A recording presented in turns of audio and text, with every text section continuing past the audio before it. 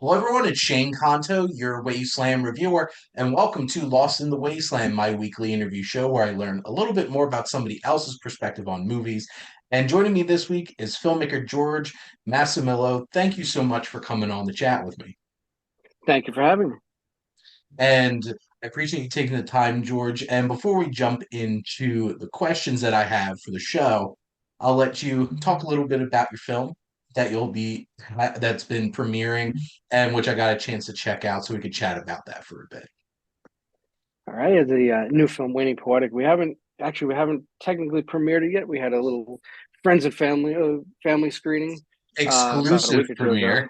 Yeah, so you got the and you got a little head start Mhm, on watching it. mhm. But hopefully over the summer we have some things planned out. We're finalizing things. It's basically I hate to cliche compare it to other films, but a modern take on Breakfast Club. Mhm. One room, five students from different decades, student from 60s, 70s, 80s, 90s, and then two from 2024 and how they all got there and what they're going to do. And they learn a lot about each other and try and get out. Yeah, and I really enjoyed the film, and it's one of those kinds of films where it's just like if the characters work, it works. Because like if you like spending that time in like this space with them, and obviously like the easy comparisons like the Breakfast Club of them all, hanging out and Saturday Detention. It's like that all those John Hughes films stand out so much because of the characters and the young performers. And like this is definitely that kind of experience where I'm like, I Yeah, really enjoyed the time getting to hang out with these characters and also that added little layer of the culture clashes of like different decades. And I think the one that hit closest to me was the 90s kid. And it me just too. it's just like, well, you remember these things. And it's so interesting, like just having those kinds of interactions and thinking about, it's like, well, it's different. And it's not a thing this particular decade. And, you know, I think all the actors did a great job. So it's one of those kinds of films that is like, it's a fun time to just spend that stuck in that space with the characters. And it has some, obviously, has some laughs, has some emotional moments. So hopefully people go check it out when it starts coming around. But I definitely would recommend it. And you all can check out my review once it drops. So. Thank you. Looking forward to it. Everybody's looking forward. But we'll talk about that later after we get on camera. But in terms of kind of shifting gears into our questions here, everybody's favorite question to start off with. But George, what's your favorite film? It's, it's one of the toughest questions you can ask anybody, especially a film lover. Um, I thought long and hard about this. It's tough to pick one, as you said. When I was a kid, it was always Jaws and Star Wars. Mhm, As a teenager, kind of turned to Fast Sons of Rich Men High and Clerks. mhm, Um, so somewhere among those four is probably my favorite one. Back to the Future. All mhm. those. I grew up watching '80s films that I probably Yeah. shouldn't have been watching at the age that I was watching them. But that It whole, all you know, the turned whole out John fine. Hughes. I hope made me make movies. So. More contemporary Wolf of Wall Street, Once Upon a Mhm. Time in Hollywood. Those are two of my more recent Nice. favorites. But an overall favorite, that's a tough one. I think ever since The Unbearable Weight of Massive Talent came out, and Nick Cage was like, "You just can't pick one film." And he was like, then he starts listing off a couple. I'm like, I feel like this question for this interview is a moot point at this point because it's like, well, if Nick Cage says that you can't pick one, but the thing is, it's like obviously, and you brought up an interesting point of things kind of shifting through time, and obviously you can't go wrong with classics like Star Wars and Jaws and Back to the Future, and especially like Clerk. The I know if you're from New Jersey, Kevin Smith's the big deal here, Oh yeah, and just anytime that he pops up with a new View Askew kind of film and stuff like that, it's just like if it's not the greatest, at least it exists, and getting a chance to experience that. But like Star Wars was so revolutionary and inspired probably so many filmmakers. It's like this dude from New Jersey just hung out in a convenience store with like no money It's and shot amazing. this movie and did it. And it worked so well. Obviously, Kevin Smith has had a wonderful career of being able to make films. So it's certainly on the even on like that level, inspiring, and it's still a great film to watch too. Yeah. Now, George, what are your earliest memories of going to the movies? I tried to remember what Mhm. was the first movie, which I could definitely not remember, but the earliest ones that really stick out in my head is Honey, I Shrunk the Kids and Batman being like two big life changing movies that I got. And I'm sure, like I said, sure, there are other ones at the time and around that, but those two really stuck out in my head. I love those. Still to this day, I love those two movies. I recently rewatched Honey, I Shrunk the Kids, and a lot of those effects are still really impressive because, like, that was a giant Cheerio that they wound up using for that scene, and just like the practical effects and everything. And I'm somebody who really appreciates that kind of stuff in movies, and Yeah, it's lost a lot of the time when it's like you use so much computer generated things now, but like every so often you'll get a film that goes back to using those kinds of practical effects. And that certainly I watched that movie a lot when I was growing up as a kid. And all the sequels, Honey, We Shrunk Ourselves, Honey, I Blew Up the Baby. And then you have a giant baby going around. It's like milking those ideas for a while there. But yeah. Oh, Rick Moranis made them all great. You know, yes, love Rick Moranis. Now, do you have a particular favorite genre of movies? definitely comedy. That's an Okay. easy one to answer. Mhm. 100% comedy. I appreciate movies of all genres, but comedy is my thing. As a filmmaker and as a film lover. Yeah, especially I feel like nowadays we're just so much social media and just everything negativity floating around. Sometimes you just need a laugh. Definitely. And it's kind of sad that we don't get a whole lot of like traditional comedies in theaters anymore. A lot of the times it's like those kinds of movies just go straight to streaming. Because like there's nothing like being able to sit in a theater and just laugh with people and Yep. just having that kind of environment. Because like I'm even trying to remember how many times I've experienced that since COVID. Not I'm many. There's pretty not many comedies in the theaters. We were lucky with our last film, It's Love Bro, which you also reviewed. Thank you. mhm. Yep. I, I don't remember at this point how much screenings we had. A couple film festivals, a lot of screenings, and seeing just like this packed theater of everybody laughing, whether it was my film or not. Yeah. It's a great experience. It's contagious too. Well, I remember this is a funny one to bring up, but like seeing the latest Jackass movie that came out, and that was towards the time where like I was going back to theaters, but I was sitting in a theater with a mask. I thought I was going to suffocate myself because I was laughing so much. And like obviously that's a very specific kind of comedy in terms of Yeah. like, well, they are mutilating themselves for our amusement, but like it's like one of those kinds of things where it's just like it's one of the last times I remember like really having like a whole theater full of people. Yeah. It even wasn't that full to be honest, but like at least hearing people 50%. laughing. Yeah. But Yeah. now, are there particular filmmakers that you gravitate towards? Um, Definitely John Hughes. A lot of Mhm. those '80s guys. Reitman and Ramos and Yep. Heckling. The type of comedy. Um, you know, I love Martin Scorsese and Quentin Tarantino. Yeah. Everybody loves those, and Kevin Smith, Ed Burns, probably inspirationally for me Mhm. were my favorites. Like you said, I grew up in New York, grew up in Jersey. My cousin in Jersey is the one that introduced me to Clark. Like, this guy Yep. just made this movie at his job, and I was so young, I probably it didn't even click in my head exactly what that meant till I watched the movie. Like, wow, that's a real movie this guy just made. It's like he literally was probably he was lurking at this place. He was a clerk there and then made a movie out of it.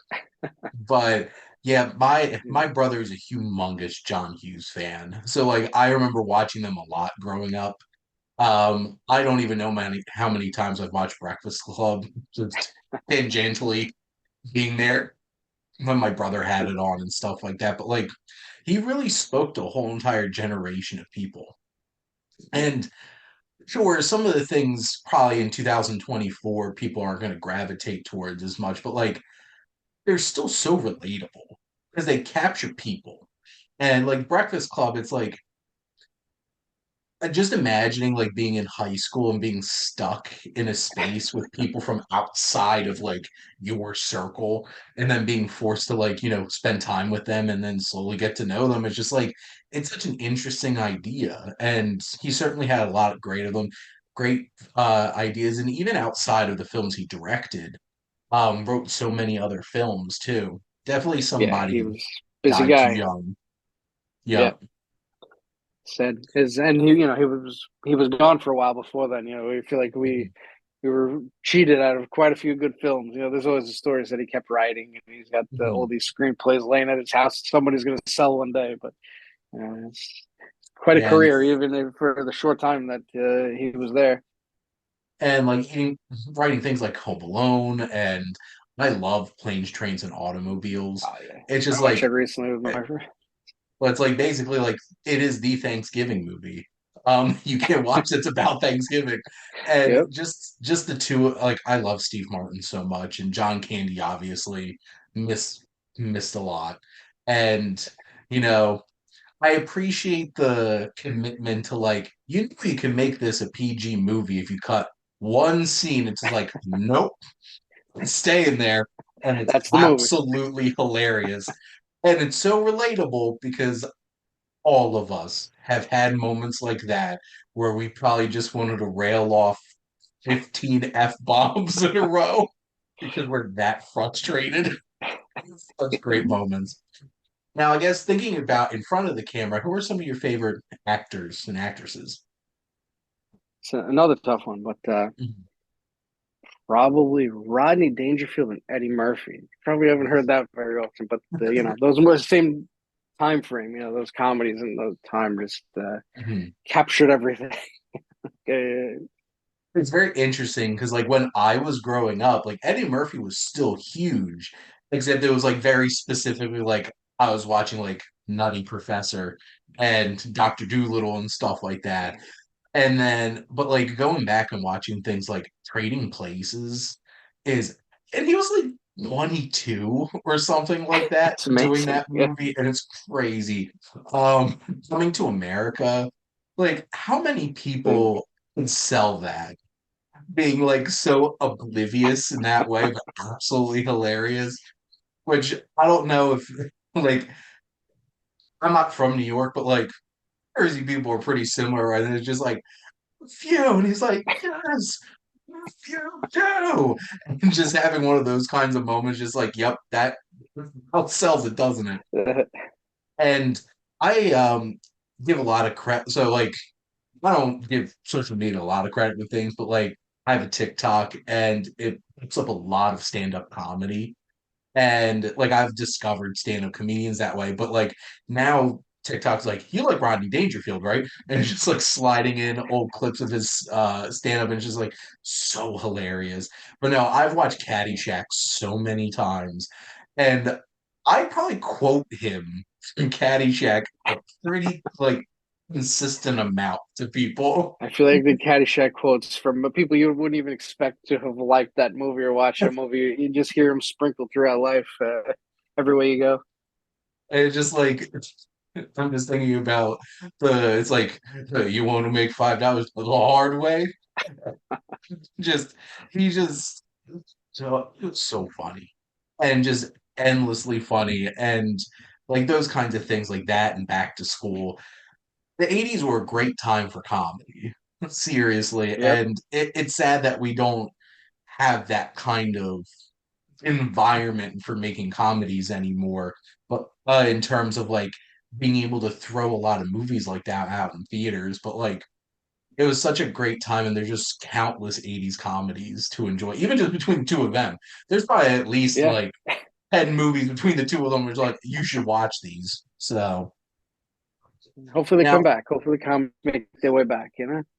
well, and I got pretty happy with like oh, what the hell was it called? That Glenn Powell, Sydney Sweeney movie, like that made a decent amount of money in December and Yeah. January. And like it wasn't a ton, but even like that George Clooney, Julia Roberts Ticket to Paradise, like made a decent amount of money. I'm like, people still want to laugh. I hope Comedy's back. so. Yeah. Because like now it's just like, well, I'll watch the latest comedy. It's on Netflix. And that's honestly I basically love how it going to turns out. movies. I miss, the every time a movie came out, everybody saw it. Not even that, even if you didn't go together, you spoke about it with everybody. Everybody was going to see it. So hopefully that side of things comes back in some form. Obviously times change and streaming has really Mhm. changed the theater going experience for most people. But Absolutely. Now, what's a film that you feel like you could literally just watch like every day? it's one of the only Rodney Dangerfield movies you didn't mention. Mhm. Easy Money with Rodney Dangerfield and Joe Pesci. That was again another movie that I probably shouldn't have seen. It's one of the first movies I remember with my cousin's VHS. You had to push down on it when it popped up. Yep. And, his mother-in-law dies, and he's got to stop drinking, smoking, lose weight, gambling, and he inherits millions of dollars. Rodney Dangerfield and Joe Pesci together. Most people don't think of Joe Pesci so much as a comedy guy, even though Home Alone as well. But that movie, again, I probably have watched it days in a row over and over again. I love that film. I just don't tell Joe Pesci he's funny. Don't Yeah, tell him he's a that's right. funny guy. I forgot about that. Which that's the thing is like even in those kinds of movies, like Goodfellas, he is hilarious. It's just an uncomfortable kind of funny. It's like like I better laugh. Or he might do something to me. But no, that's a great combination. And like even just like a concepts like that are so ridiculous.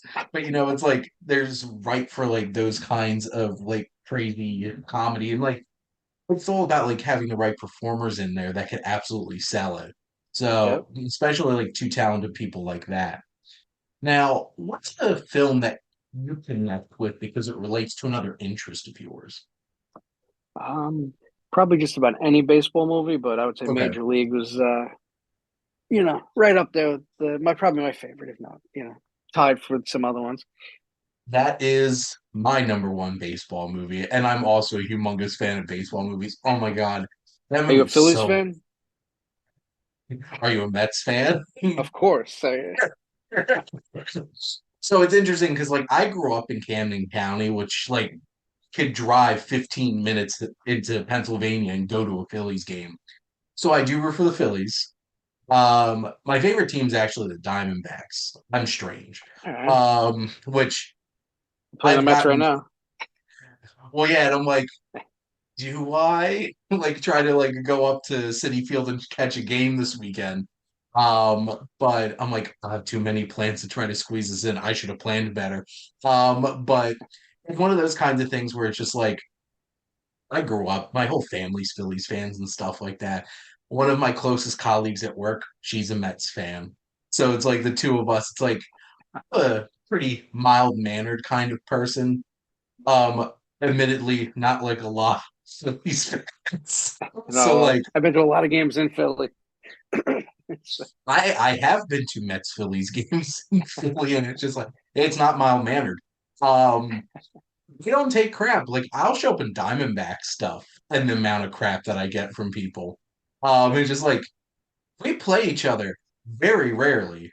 Yeah, Well, actually, it's probably not a good idea after last season, to be honest, for you to show up that's because like true. Yeah, that did not end well for the Phillies that way. But no, but Major League, like I've watched that since I was a kid, and I've watched that on TV because now as an adult, like yeah, there's a lot of stuff in this that I probably shouldn't have watched oh when I yeah, was a kid. But baseball movies, like baseball is one of the best sports to make movies about. There's just so much drama in it, and just the amount of times you could just watch that final that Tom Berenger, Jake Taylor, and just like call in the shot, surprise bunt, slow motion. It's just that's cinema right there. That is perfect. yeah. It's a very magical game. I wrote a baseball script. I had to. You cannot write it. So it's like my favorite. Awesome. I actually sent it to a friend of mine today. We were talking about it the other day. Nice. Someday, hopefully someday, but And I will 100% be there, ready to go watch it. Because it's another thing. We don't get a whole lot of baseball movies anymore, nah, at least recently. So bring yeah, him back, George. Bring him I hope back. so. I hope so. There you go. Now, what's a movie character you connect with on a personal level? Probably Dante in Clerks Okay. or Bill Murray in Lost in Translation. Either one. It's kind of they both seem kind of lost at a job that they didn't want to do, which is probably relatable to a lot of people. Well, I think that's one of the universal things, especially nowadays, is just like just Don is like, I wasn't even supposed to be here today. And ever having to cover for a coworker for anything, that's just that feeling of just like, of course things would go sideways when I wasn't supposed to be here. That's And always the case. Lost in Translation, that's an interesting one too, because like that certainly is somebody who's just like, I'm here for this paycheck in a completely different country and just being like, what am I doing? And him just like like doing all the photo shoots and everything very nonchalantly and just being like, and there's very few actors that could play that like Bill Murray. And And it's a love special Bill movie, Murray. Lost in Translation. It's everything was perfect. It's one of those movies that it's so slow, but it's not. You're in it. Mhm. You're sucked in, and Absolutely. And like that's pretty early on Scarlett Johansson. It's very special time for Bill Murray in his career too, because it was like right when he started doing the Wes Anderson movies and started being like, I'm not just gonna be in these generally funny role kinds of things and taking things a little bit more seriously. But like I could watch endless Bill Murray being funny roles, whether it's like it's crazy to think like what would Ghostbusters be anywhere near as iconic if it wasn't for Venkman? yeah, It just everything perfect, he's perfect lines, Groundhog Day, stuff like that.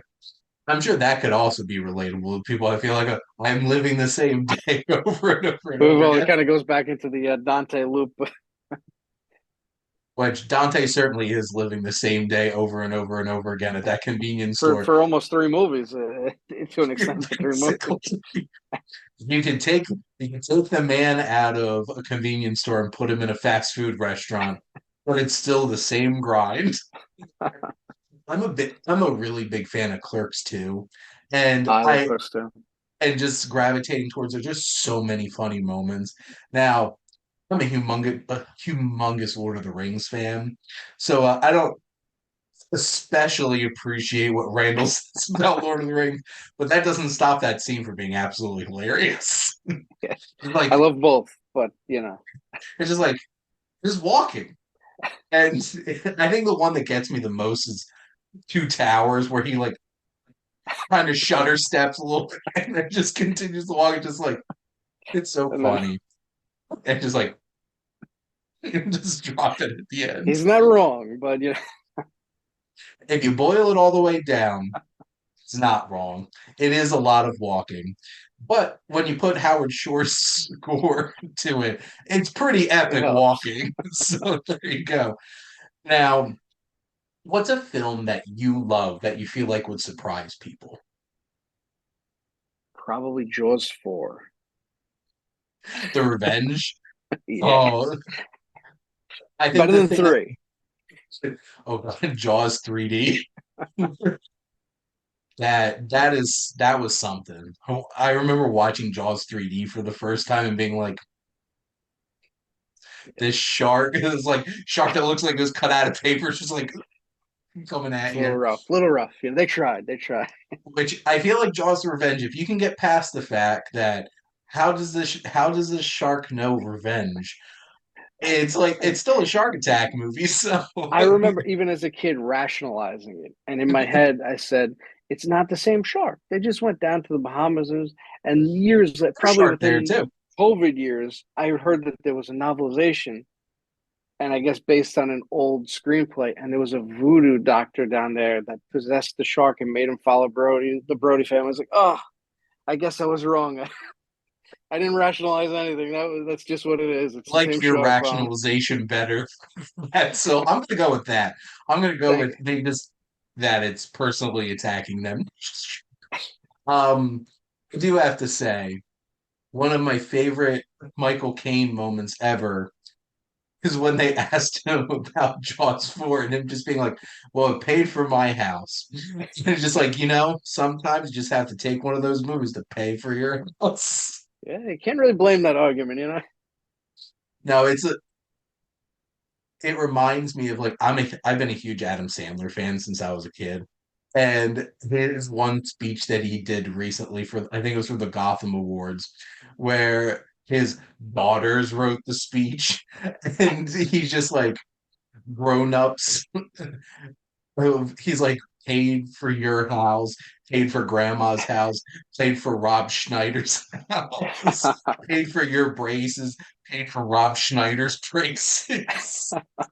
And it's just like sometimes just take those Yeah. movies, and I'm sure grown-ups made them a lot of money. Oh yeah. So, I've worked with people that love those movies. They, obviously a lot of film people bash them, but people love them.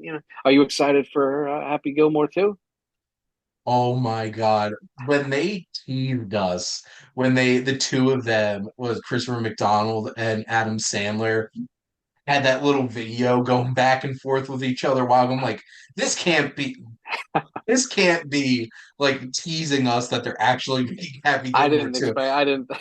And then when Netflix announced that it was coming, I'm like, you know what? I'm gonna be there. That Friday it drops, and I'll certainly be watching Happy Gilmore 2. I hope it's in the theater. I I gotta watch it in the theater, but They do well, they own a theater.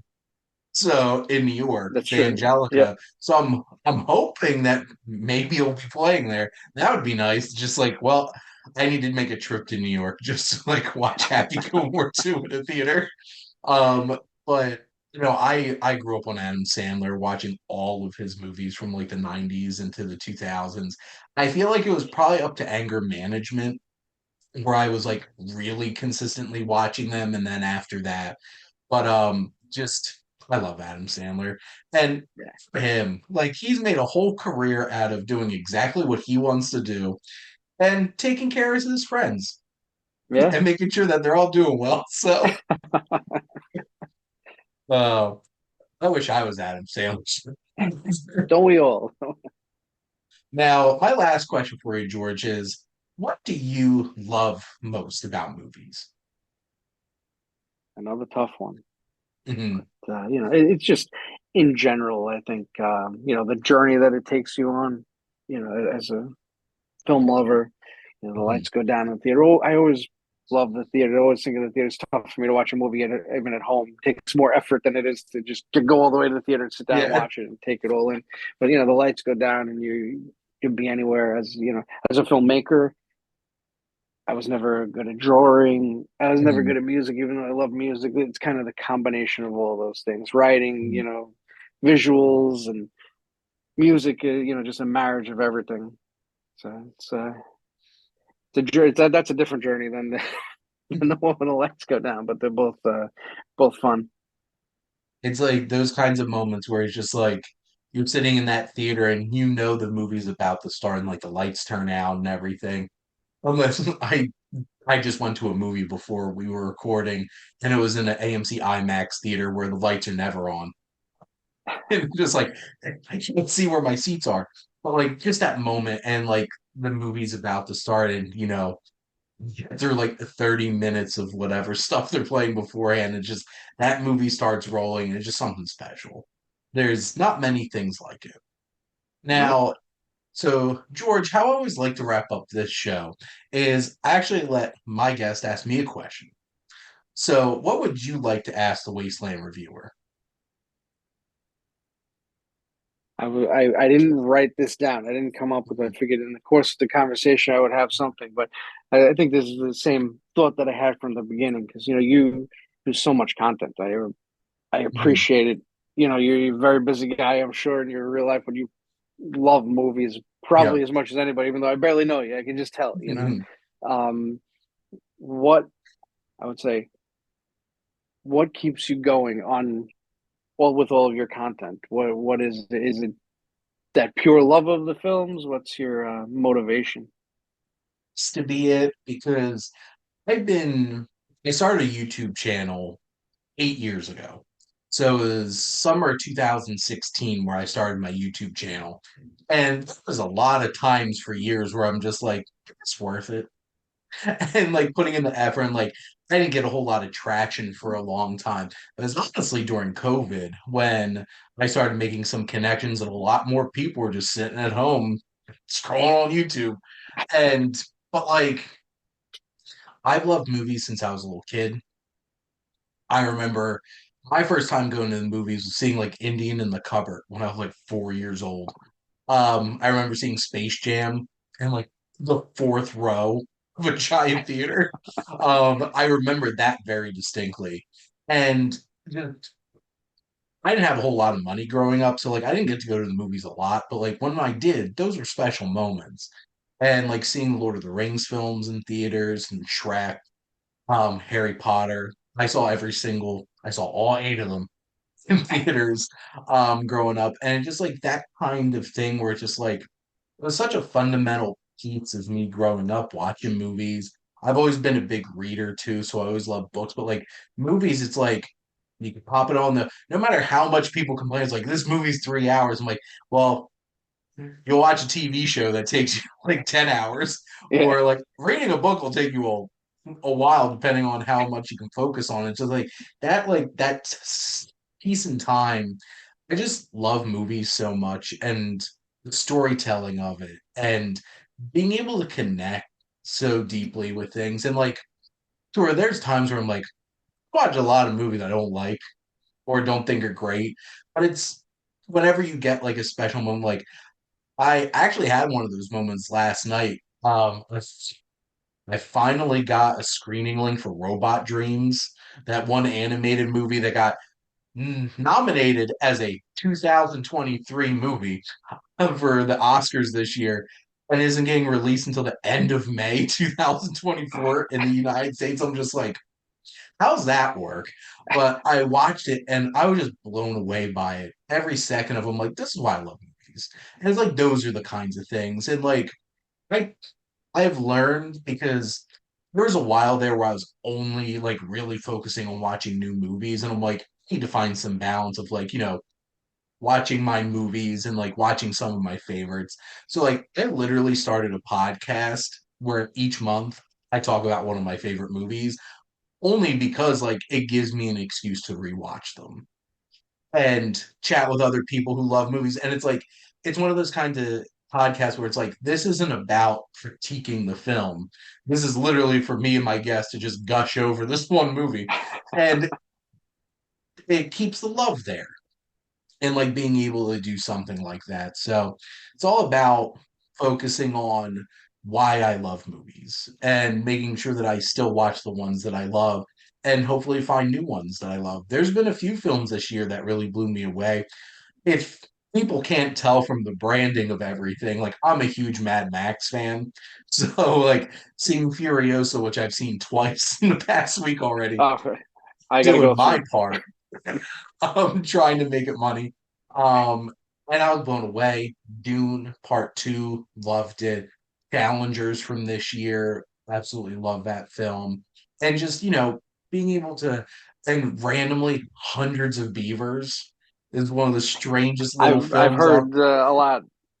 That movie is so funny and so ridiculous and should not work, but it is one of the greatest live action Looney Tunes I have ever seen in my life. And just the novelty of watching this one dude just going toe to toe with hundreds of people dressed up as beavers is so funny. And like just those kinds of things. So I appreciate that question because it's like be real easy for this to burn me out, not to want to do this anymore. But it's like it's because I love movies and being able to stick with it. So, George, thank you for your question. You're welcome. Thank you for the answer. And thank you so much for coming on. This was a great conversation. I had a lot of fun chatting movies with you today. Thank you. Me too. Thank you for having me. Thank you for reviewing Wayne Porter. Thank you. And make sure to go check out Waiting Poetic when it comes around. Hopefully, you all can go see it in the theater and appreciate, get some laughs, enjoy some laughs with people. But thank you again, George. You're welcome. Thank you.